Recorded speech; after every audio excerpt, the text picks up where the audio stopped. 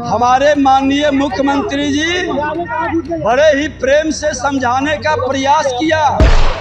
SIR पर लोगों को बरगलाने का ये बयानबाजी कर रहे हैं, लेकिन 90 का दशक नहीं है, ये 2025 है। इस बीच माननीय मुख्यमंत्री ने अपनी बात को कहा कि आप जो इस तरह से आप लोग कर रहे हैं, हल्ला कर रहे हैं, हंगामा कर रहे हैं, अब 2-3 दिन के बाद विधानसभा खत्म होना है। हम लोग पूरी तरह से निंदा करते हैं और हम महादेव से इस सावन के महीने में मनाते हैं कि भगवान ओपोजिशन को सद्बुद्धि दे। नोरमा ग्रुप, जो सोचता है वो करता है। आपके अपने सपनों का आशियाना। आज सदन के अंदर जो कल भी अराजकता उत्पन्न किया गया, आज भी था। माननीय विधानसभा अध्यक्ष जी, बोलिए आप बोलते रहिए। क्या करो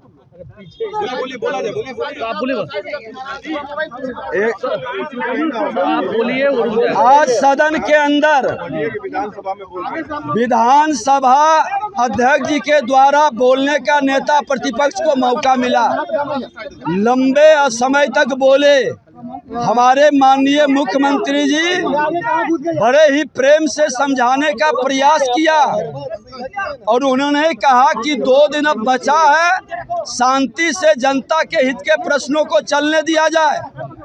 और उन लोगों ने जिस तरह के भाषा का उपयोग किया और नेता प्रतिपक्ष दोबारा खड़े हो गए, और उनका एक नेता है भाई वीरेंद्र जी, कहता है ये विधानसभा किसी के बाप का है। इस तरह का उसके जंगल राज के अराजकता सदन के अंदर गुंडा राज स्थापित करना चाहता है। ये भूल गए हैं कि ये 90 का दशक नहीं है जनता को भरमाने का, SIR पर लोगों को बरगलाने का ये बयानबाजी कर रहे हैं, संवैधानिक संस्था का अपमान कर रहे हैं। लोकतंत्र में इनको विश्वास नहीं है। मुख्यमंत्री ने तो साफ कहा कि 2 दिन के बाद सदन खत्म होगा, चुनाव में जाइए, जनता मालिक है, जिसको जनता आशीर्वाद देगा आइए। उसका ये विरोध कर रहे हैं।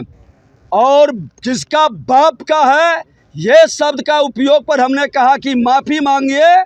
ये माफ़ी नहीं मांगना, ये जंगल राज वाले लोग गुंडा राज का प्रदर्शन सदन के अंदर और सदन के बाहर कर रहे हैं। लेकिन 90 का दशक नहीं है, ये 2025 है, 21वीं सदी का। अब बिहार गुंडा राज में नहीं जाएगा, बिहारी का अपमान नहीं होगा और बिहारी के सम्मान के लिए हर तरह से बलिदान देने के लिए हम लोग तैयार हैं। माफ़ी नहीं मांगेंगे तो फिर ऐसे लोग को सदन में बैठने का उचित नहीं है। विधानसभा और विधान परिषद लोकसभा में हमारे यहाँ कार्य संचालन नियमावली बनी हुई है और ये बात नहीं है कि पोजीशन पहली बार विधानसभा में एक्ट कर रहा है। एक तरीका है। कल भी इन लोगों ने उदंडता का परिचय दिया। माननीय विधानसभा अध्यक्ष के ऊपर कागज का टुकड़ा फेंकना, टेबल उठाना और हमारे मार्शल को कोहनी से मारना, इतना। और खुद माननीय विधानसभा अध्यक्ष ने जैसे विधानसभा शुरू हुआ है उन्होंने आग्रह किया है कि मर्यादा से विपक्ष अपनी बात कहे। और जब उन्होंने लीडर ऑफ द पोजीशन को बुलाया बोलने के लिए तो बहुत विस्तार से अच्छे तरीके से अपनी बात को कह रहे थे, क्योंकि विधानसभा एक विमर्श की संस्था है जहां विमर्श होता है और अपनी अपनी बात को रखते हैं और जनता देखती है कि किनके बात में दम है। इस बीच माननीय मुख्यमंत्री ने अपनी बात को कहा कि आप जो इस तरह से आप लोग कर रहे हैं, हल्ला कर रहे हैं, हंगामा कर रहे हैं, अब 2-3 दिन के बाद विधानसभा खत्म होना है, सबको जाना है अपने अपने क्षेत्र में।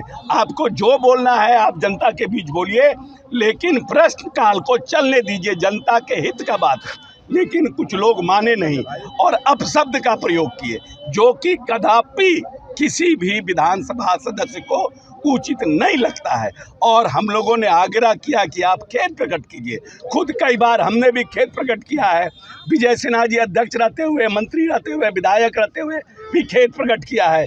बहुत बार बड़े बड़े हमारे सीनियर लीडर ने खेद प्रकट किया है, लेकिन जिस शब्द का प्रयोग किया गया, ये विधानसभा के आने वाली पीढ़ी, हम तो आज हैं कल नहीं रहेंगे, लेकिन जो पीढ़ी आने वाली पीढ़ी है जो देखती है कि कैसे विधानसभा चलता है, वो आज निश्चित रूप से इस घटना के और कल की घटना से शर्मसार हुई है। इसीलिए पूरे घटनाक्रम का हम लोग पूरी तरह से निंदा करते हैं और हम महादेव से इस सावन के महीने में मनाते हैं कि भगवान ओपोजिशन को सद्बुद्धि दे कि वो अपने तरीके से विरोध प्रकट करने का काम करें। माफ़ी मांगने का हम लोगों ने माफ़ी मांगने के लिए कहा है और हम लोगों का प्रयास होगा कि अब तो मात्र 2-3 दिन है कि अवरोध ना हो, सुचारू रूप से विधानसभा चले।